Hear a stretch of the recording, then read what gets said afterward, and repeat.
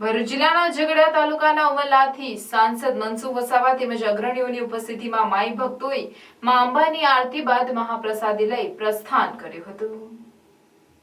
ભાદરવી પૂર્ણિમાએ જગત જનની માં અંબાના દર્શન કરવા સમગ્ર રાજ્યમાંથી લાખોની સંખ્યામાં પદયાત્રીઓ ચાલીને જાય છે।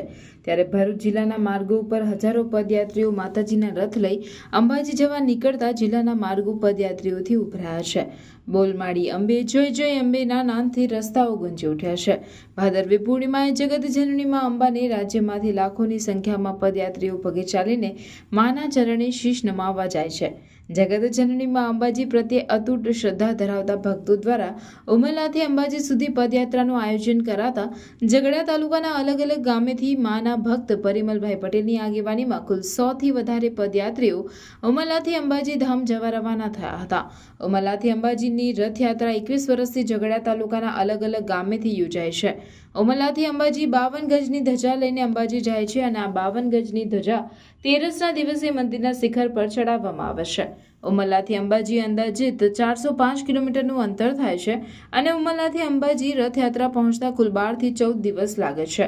મા અંબાજીના દરબારમાં પહોંચી શ્રદ્ધાપૂર્વક માતાને વંદન કરશે। આ વર્ષે 21મા વર્ષનું શુભ પ્રસ્થાન કરી રહ્યા છે। મા જગદંબાની અસીમ કૃપાથી અત્યાર સુધી 20 વર્ષ અમે પૂર્ણ કર્યા છે પદયાત્રામાં।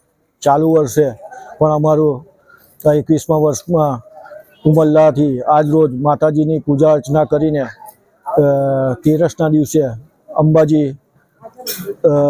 મુકામે ધજા ચડાવી માતાજીને નવરાત્રિમાં ગામે ગામ પધારવા આહવાન કરવા માટે અમે જઈ રહ્યા છીએ।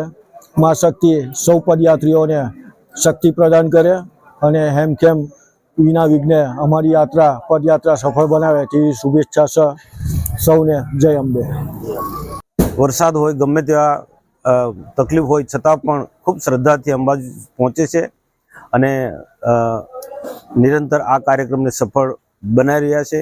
હું માતાજીને પ્રાર્થના કરું કે તેમની બધા જ ભક્તોની ઈચ્છા પરિપૂર્ણ કરે અને મા જગદંબા સમગ્ર ભારત વર્ષમાં સમગ્ર સૃષ્ટિમાં એક શાંતિનું વાતાવરણ બનાવી રાખે અને બધા જ લોકોનું એક કલ્યાણ થાય, સૃષ્ટિનું કલ્યાણ થાય, સમગ્ર માનવ જાતિનું કલ્યાણ થાય અને દિન પ્રતિદિન દરેક વ્યક્તિની અંદર એક ધાર્મિક ભાવના જાગે, માતાજી પ્રત્યેની શ્રદ્ધા દિન પ્રતિદિન પ્રબળ બનતી જાય।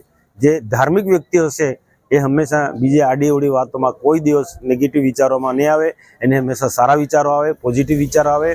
માનવ જાતિનું કેમ કલ્યાણ થાય, રાષ્ટ્રનું કેમ કલ્યાણ થાય, દરેક જીવ સૃષ્ટિનું કેવી રીતના કલ્યાણ થાય એ જ ભાવના ધાર્મિક રીતે જોડાયેલા વ્યક્તિમાં હોય છે। તો આપણે બધા સૌ માતાજીને પ્રાર્થના કરીએ કે જગતમાં અને આપણા ગુજરાતમાં અને દેશમાં શાંતિ રહે। અંબે માત કી જય।